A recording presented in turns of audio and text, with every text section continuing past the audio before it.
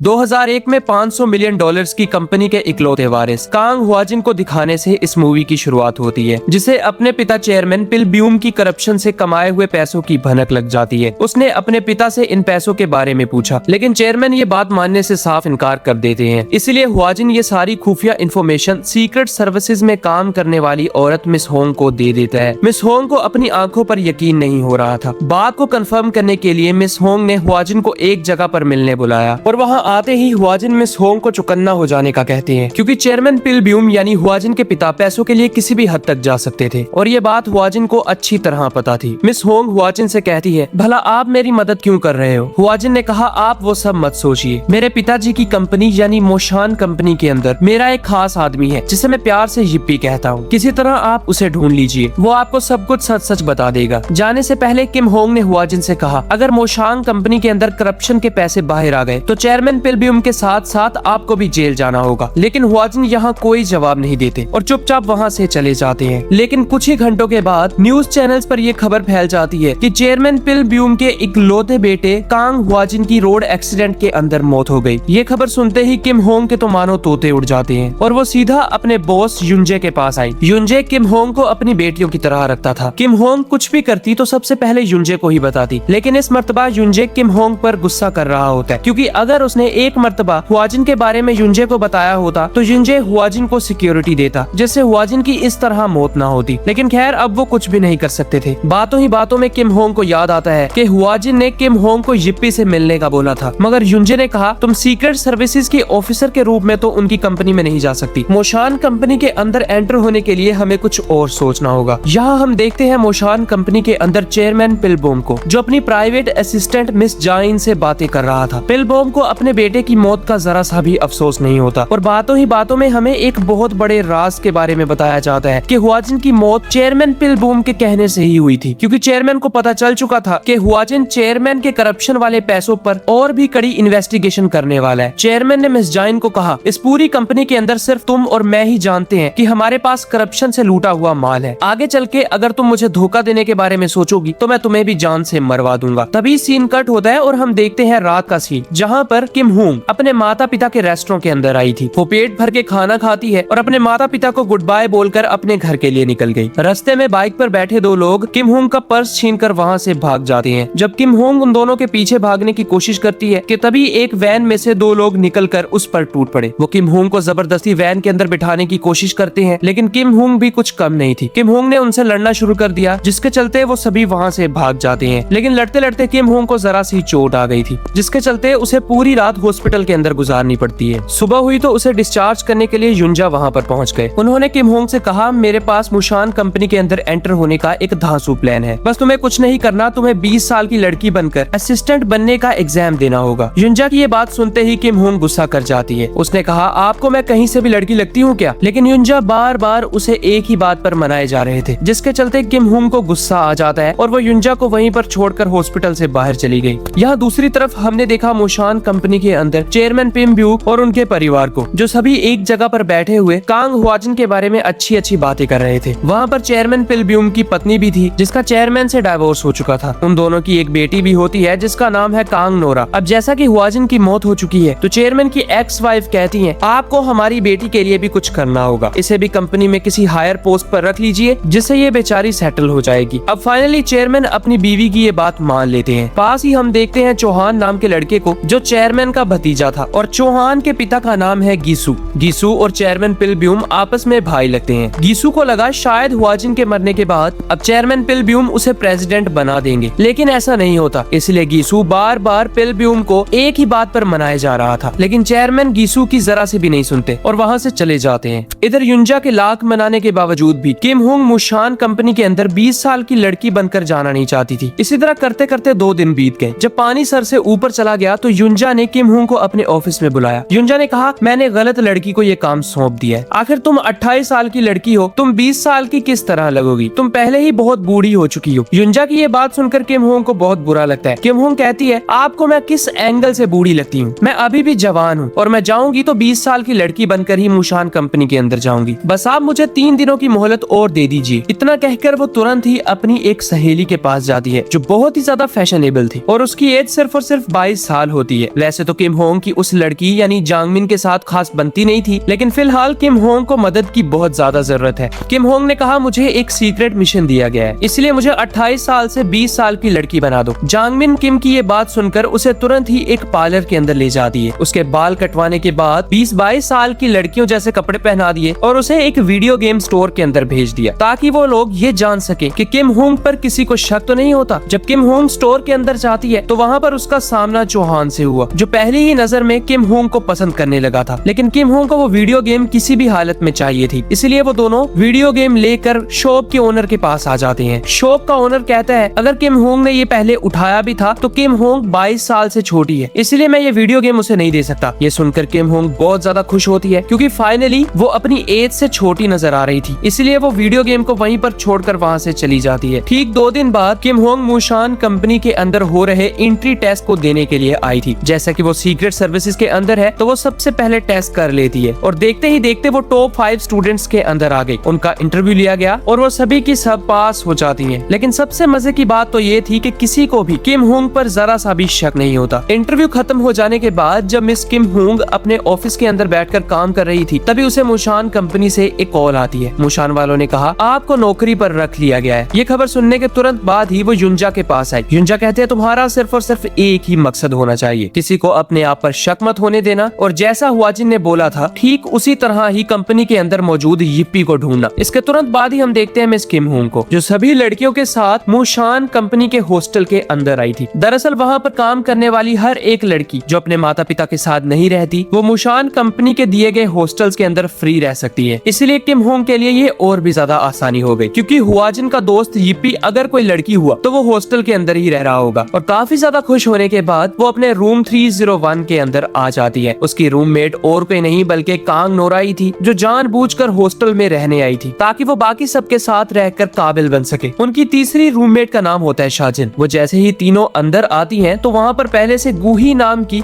Senior assistant मौजूद थी। ये वही असिस्टेंट है जो कांग हुआजिन की प्राइवेट असिस्टेंट हुआ करती थी और पूरे हॉस्टल के अंदर ये सबसे सीनियर असिस्टेंट है। इसलिए वो तीनों गूही के सामने दुम दबाकर बैठ जाती है। गूही ने कहा मेरे रूम के अंदर 2 बेड्स हैं, अब तुम लोग डिसाइड कर लो कि मेरे साथ कौन रहेगा। गूही की ये बात सुनकर किम होंग तुरंत ही कहती है मुझे आपके साथ रहना है, अगर मैं आपके साथ रहूंगी तो आप जैसी काबिल असिस्टेंट बन पाऊंगी। लेकिन कांग नोरा और शाजिन को ये आइडिया बिल्कुल भी अच्छा नहीं लगता। खैर वो सीन कट हो गया और हम देखते हैं अगली सुबह का सीन, जहाँ किम होंग का मुशान कंपनी के अंदर आज पहला दिन था। अपने पहले ही दिन उसे इंजीनियर चैंग मिले। वो मिस किम होंग को अपने डिपार्टमेंट के अंदर ले जाती हैं। चैंग ने बोला हमारे डिपार्टमेंट के अंदर सिर्फ और सिर्फ 3 लोग काम करते हैं, तो आपका काम बहुत आसान होने वाला है। आपका काम है हमें लंच, कॉफी, हमारी सभी चीजों को अरेंज करना और हमारी सारी बात को मानना। तभी मिस किम होंग ने देखा कि वहाँ पर और कोई नहीं बल्कि चौहान भी काम करता है, जो काम के अलावा बाकी सभी चीजें करता है। सारा दिन फिल्में देखता और बड़े मजे से बैठकर स्नैक्स खाता क्योंकि उसे पता था कि उसे इस कंपनी से कोई नहीं निकाल सकता। चौहान को देखते ही मिस किम होंग ने अपने पर्स में से कुछ जरूरी सामान निकाला और उन्हें टेबल पर रख दिया। इसी तरह करते करते 4 घंटे बीत गए और वो सभी इकट्ठा होकर एक हॉल के अंदर बैठ जाते हैं। दरअसल आज मुशान कंपनी के नए प्रेसिडेंट के बारे में घोषणा की जाने वाली थी और बिना वक्त जाया किए वहाँ पर नए प्रेसिडेंट भी आ जाते हैं जिनका नाम है शिनजियोंग। लेकिन तभी हमने देखा किम होंग को, जो शिनजियोंग की तरफ देखकर हकी बकी रह जाती है क्योंकि वो दोनों पहले रिलेशनशिप के अंदर थे। लेकिन फिर पता नहीं ऐसा क्या हुआ कि उन दोनों ने एक दूसरे को छोड़ दिया। सीन कट हुआ और हमने देखा नए प्रेसिडेंट को, जो अब चेयरमैन के पास बैठे थे। चेयरमैन ने कहा उम्मीद है कि आप मुशान कंपनी को पहले से भी ज्यादा तरक्की दोगे, लेकिन एक बात याद रहे, चाहे तुम्हें कोई बात अच्छी लगे या बुरी, तुम कभी भी मेरे फैसले के खिलाफ खड़े मत होना। ये सुनकर शिनजियोंग को जरा सा बुरा लगता है, लेकिन फिलहाल वो चेयरमैन को कुछ भी नहीं कहता। इतने में ही वो मीटिंग भी ओवर हो गई। यहाँ दूसरी तरफ हम देखते हैं चौहान के पिता गीसू को, जिन्हें बार बार यही टेंशन हो रही थी कि आखिर चेयरमैन ने उसे प्रेसिडेंट क्यों नहीं बनाया। आखिरकार मैं उसका सगा भाई हूँ। लेकिन चौहान को इस बात से कोई भी फर्क नहीं पड़ रहा था क्योंकि चेयरमैन बनने के बाद भी उनके शेयर मुशान के अंदर उतने ही रहते और चेयरमैन बनने से पहले भी उतने ही है। इसलिए वो अपने पिता को चुपचाप शांत रहने का कहकर वहाँ से चला जाता है। इधर हमने देखा किम होंग को, जिसे कंपनी के अंदर आकर पता चलता है कि ये कंपनी 3 हिस्सों में बटी हुई है। पहला हिस्सा ट्रेडिंग है, दूसरा हिस्सा रिसर्च और तीसरा हिस्सा रिस्क मैनेजमेंट का है। अभी इस टाइम वो रिस्क मैनेजमेंट के अंदर काम कर रही है, इसलिए अगर यिप्पी रिस्क मैनेजमेंट के अंदर हुआ तो वो उसे मिल जाएगा। वो जैसे जैसे अपना काम करती जाती वैसे वैसे हर एक इंसान पर कड़ी नजर रखती, लेकिन फिलहाल उसके हाथ में एक फूटी कोड़ी तक नहीं आई थी। इसलिए किम होंग बहुत ज्यादा परेशान होती है। यहाँ हम देखते हैं गूही को, जो मिस जाइन के सामने खड़ी थी। जाइन ने कहा मुझे ये बताते हुए अफसोस अफसोस हो रहा है कि आपको 15 दिनों बाद निकाल दिया जाएगा। आपकी जगह पर मिस किम हुंग को रखा जाएगा क्योंकि वो आपसे ज्यादा काबिल है। और तो और किम हुंग ने एग्जाम्स के अंदर भी टॉप किया था, इसलिए आप दोनों में से किसी एक को जाना होगा। ये सुनकर गूही बहुत ज्यादा परेशान हो जाती है। गूही ने कहा, प्लीज आप मुझे 1 साल के लिए और काम दे दो। 1 साल के बाद मेरा भाई जेल से छूट जाएगा और फिर मुझे पैसों की जरूरत नहीं पड़ेगी। लेकिन मिस जाइन कहती है, मुझे माफ कीजिएगा, ये ऑर्डर्स ऊपर से आए हैं। यहाँ हम देखते हैं किम हुंग को जो अपने कोलीग्स के साथ बैठकर डिनर कर रही थी। वहाँ पर इंजीनियर चैंग, चौहान और उन सभी के बॉस छाजंग भी थे। दरअसल ये सभी रिसर्च डिपार्टमेंट के अंदर काम करते हैं और 3 डिपार्टमेंट्स में से एक डिपार्टमेंट रिसर्च डिपार्टमेंट है। जब सभी लोग शराब पीना शुरू करते हैं तो किम हुंग जानबूझकर शराब नहीं पीती क्योंकि उसे इन्वेस्टिगेशन करनी थी।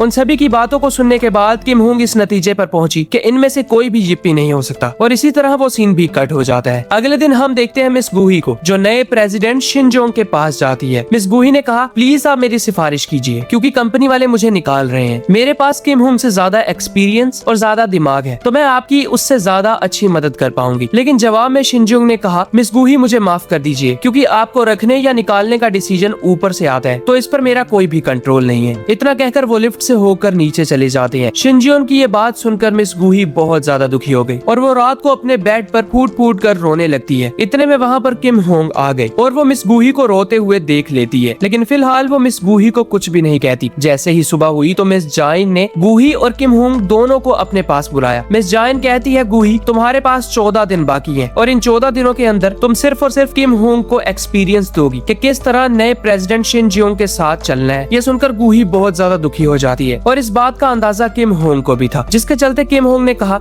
मुझे लगता है कि रिसर्च डिपार्टमेंट के अंदर सबको मेरी जरूरत है, इसलिए अगर हो सकता है तो आप मिस गूही को ही नए प्रेसिडेंट शिनजियोंग के साथ रखिए। जवाब में मिस जाइन कहती है, रिसर्च डिपार्टमेंट के अंदर सिर्फ और सिर्फ 3 लोग हैं तो मैं तुम्हारे वाला काम भी कांग नोरा को दे दूंगी, इसलिए चाहो ना चाहो मिस गूही को यहाँ से जाना होगा। अगले ही पल वो दोनों मिस जाइन के ऑफिस से बाहर आ जाती हैं। जब वो दोनों बैठकर कॉफी पी रहे थे तभी किम हुंग गूही को कहती है, दरअसल मुझे प्रेसिडेंट के साथ काम नहीं करना और मैं नहीं चाहती कि तुम्हारी रोजी रोटी पर लात मारूं, इसलिए हमें मिलकर कोई ना कोई प्लान बनाना होगा। लेकिन गूही किम हुंग पर जरा सा भी भरोसा नहीं करती थी। वो किम हुंग को कहती है, मुझे रत्ती बराबर फर्क भी नहीं पड़ता कि मैं निकाली जाऊं या रखी जाऊं, इसलिए तुम चुपचाप अपना काम करो। लेकिन गूही के निकलने के साथ साथ किम हुंग की भी मुश्किलें और भी ज्यादा बढ़ जाएंगी क्योंकि अगर वो प्रेसिडेंट की असिस्टेंट बन गई तो वो सिर्फ और सिर्फ प्रेसिडेंट से ही मिल पाएगी, जिसके चलते उसका मिशन फेल हो जाएगा और वो कंपनी के अंदर छुपे हुए यूपी को नहीं ढूंढ पाएगी। लेकिन खैर फिलहाल मिस गूही कुछ भी नहीं कहती। तभी सीन शिफ्ट हुआ तो हम देखते हैं गीसू को, जिसके पास रिस्क मैनेजमेंट डिपार्टमेंट का मैनेजर आया था। ये मूशान कंपनी का दूसरा डिपार्टमेंट है। पहला डिपार्टमेंट रिसर्च और दूसरा रिस्क मैनेजमेंट है। गीसू ने कहा, हर महीने की तरह प्रेसिडेंट क्या क्या सवाल पूछेंगे उनके आंसर्स को तुम मुझे पहले ही प्रिंट आउट दे देना ताकि मीटिंग के दौरान मैं सबसे ज्यादा आंसर्स दे पाऊं और चेयरमैन पिल ब्यूम की नजरों में मेरी इज्जत और भी ज्यादा बढ़ जाए। जिनमोक और गीसू आपस में बहुत अच्छे दोस्त थे, इसलिए जिनमोक हर बार वो क्वेश्चंस गीसू को दे दिया करता। यहाँ हम देखते हैं जिनमोक को, जिसने पूरे 4 घंटे लगाकर उन आंसर्स को बनाया और वो किम हुंग को फोन करता है कि ये सभी क्वेश्चन आंसर्स गीसू के कमरे में ले जाओ। लेकिन रास्ते में किम हुंग एक चाल चलती है। उसने जैसे ही सभी फाइल्स को खोल कर देखना शुरू कर दिया तो उसे वो आंसर्स और क्वेश्चंस मिल जाते हैं, जिसे वो चुपचाप गूही के पास ले गई। उसने गूही को कहा, ये क्वेश्चंस गीसू के पास नहीं बल्कि नए प्रेसिडेंट शिनजियोंग के पास होने चाहिए, इसलिए इन क्वेश्चंस और आंसर्स को अपने पास रख लो। जैसे ही चेयरमैन मीटिंग के अंदर ये क्वेश्चन पूछेंगे तो तुम चुपचाप ये सभी आंसर्स जाकर नए प्रेसिडेंट शिनजियोंग की टेबल के नीचे रख देना, जिससे उन्हें सभी आंसर्स आ जाएंगे और वो तुमसे इम्प्रेस हो जाएंगे। पहले तो गूही इस बात पर राजी नहीं होती। उसे लगता है कि अगर कहीं वो पकड़े गए तो उन दोनों को टर्मिनेट कर दिया जाएगा। लेकिन किम हुंग कहती है, तुम तो वैसे भी टर्मिनेट होने ही वाली हो, तो जाने से पहले एक आखिरी रिस्क उठा लो। किसी को भी शक नहीं होगी कि ये आंसर्स तुम्हें मैंने दिए हैं। इतने में ही वहाँ पर शिनजियोन अपने ऑफिस से बाहर आ गए, जिनकी आवाज सुनते ही किम हुंग तुरंत ही टेबल के नीचे छुप जाती है और मिस गूही ने कहा, मैंने आज तक कोई बेईमानी नहीं की, लेकिन मेरी ईमानदारी का सिला भी मुझे नहीं दिया गया, इसीलिए ईमानदारी को छोड़कर अब बेईमानी करनी ही पड़ेगी। इसी तरह करते करते एक दिन बीत जाता है और अब हमने देखा वही टाइम जब मीटिंग स्टार्ट होने वाली थी और सभी लोग बैठकर अपने अपने पेपर्स देख रहे थे। तभी हमने देखा मिस गूही को, जो किम हुंग और कांग नोरा के साथ फाइनली वक्त रहते मीटिंग के अंदर पहुंच जाती है। लेकिन वो मीटिंग पहले ही स्टार्ट हो चुकी थी, इसलिए मिस गूही तुरंत ही बाहर गई और उन दोनों को अपने साथ अंदर चलने का कहती है। दरअसल मिस गूही इसी तरह सबकी नजरों के सामने ही वो पेपर्स शिनजियोंग को नहीं दे सकती थी, इसलिए किम हुंग को एक आइडिया आता है। किम हुंग बाकी सबको चाय देना शुरू कर देती है। जब कांग नोरा चाय के कपों को सबके सामने रख रही होती है कि तभी पीछे से किम हुंग उसके अंदर टकरा जाती है और सभी कप नीचे गिरकर टूट गए। इतनी बड़ी गड़बड़ करने की वजह से सभी लोगों का ध्यान कांग नोरा की ओर चला जाता है और तभी पीछे से किम होंग ने मिस गूही को इशारा किया, जिसके चलते मिस गूही ने चुपचाप शिनजियोंग की टेबल के नीचे जाकर वो पेपर्स रख दिए जिन पर चेयरमैन के क्वेश्चंस का आंसर था। शिनजियोंग ने तुरंत ही सभी पेपर्स को पढ़ा और चेयरमैन के सभी सवालों का जवाब दे दिया। अब जैसा कि कांग नोरा चेयरमैन की अपनी बेटी थी, इसीलिए कोई उसे कुछ नहीं कहता और इसी तरह वो सीन कट हो जाता है। यहाँ हम देखते हैं किम होंग को, जो रिस्क मैनेजमेंट डिपार्टमेंट में खड़ी थी। डिपार्टमेंट का मैनेजर जिन मोग किम होंग पर गुस्सा करता है क्योंकि उसी की लापरवाही की वजह से वो आंसर्स ली गीसू को नहीं मिल पाए।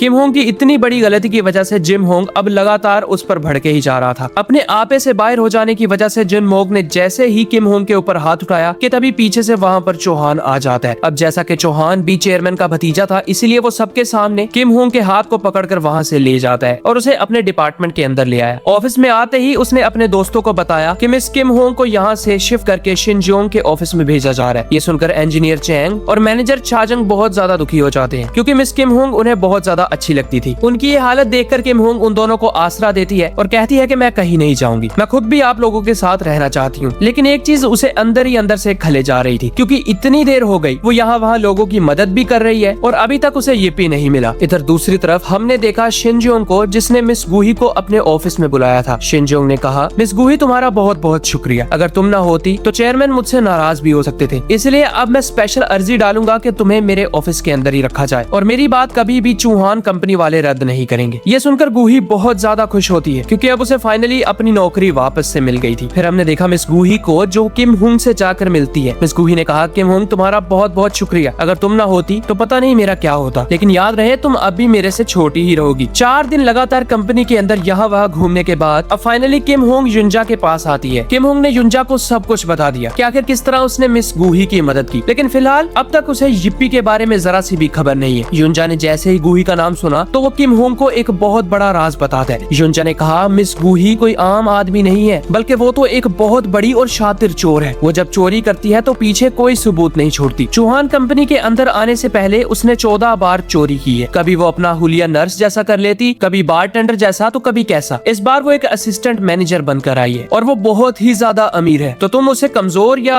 गरीब समझने की गलती बिल्कुल भी मत करना। युंजा की ये सारी बातें सुनकर किम होंग को अपने आप पर गुस्सा आने लगता है क्योंकि ना चाहते हुए भी उसने अनजाने में एक चोर की मदद कर दी। तभी सीन कट हुआ और हम देखते हैं मिस गूही को, जो सबसे छुपते छुपाते हुए अब शिनजियोंग के ऑफिस के अंदर आई थी। वहाँ पर पहले से ही एक नोटबुक मौजूद होती है जिस पर एक खास तरह का स्टिकर लगा हुआ था, जिस स्टिकर के बारे में पहले हुआजिन ने भी मिस किम होंग को बताया होता है। हुआजिन ने कहा था, तुम्हें जिस किसी के पास भी ऐसा स्टिकर मिले तो समझ लेना वही yippee है। लेकिन दिखने से तो ऐसा लग रहा था कि yippee एक चोर है, इसीलिए बिना वक्त जाया किए मिस किम होंग तुरंत ही मिस गूही के टेबल पर आ जाती है। किम होंग ने गूही की सभी चीजों की तलाशी लेना शुरू कर दी, लेकिन उसे yippee के बारे में कोई भी डिटेल नहीं मिलती। इतना कम नहीं होता कि वहाँ पर पहले से ही शिनजियोंग मौजूद था। दरअसल शिनजियोंग काम में इतना मगन हो जाता कि उसे पता नहीं चलता था कि रात हो चुकी है। शिनजियोंग जैसे ही अपने कमरे से बाहर निकलता है तो उसकी आवाज सुनकर किम होंग फौरन बिल्डिंग से बाहर भाग गई। भागते भागते वो बिल्डिंग से बहुत दूर आ जाती है, लेकिन तभी पीछे से एक आदमी उसके कंधे पर हाथ रखता है और वो कोई और नहीं बल्कि शिनजियोंग ही था, जो किम होंग को उसका नाम लेकर बुलाता है। किम होंग की लाख कोशिशें करने के बावजूद भी आखिरकार शिनजियोंग की नजर उस पर पड़ ही गई और इसी तगड़े सस्पेंस के साथ ये पार्ट यहीं खत्म हो जाता है। शुक्रिया मेरे दोस्तों।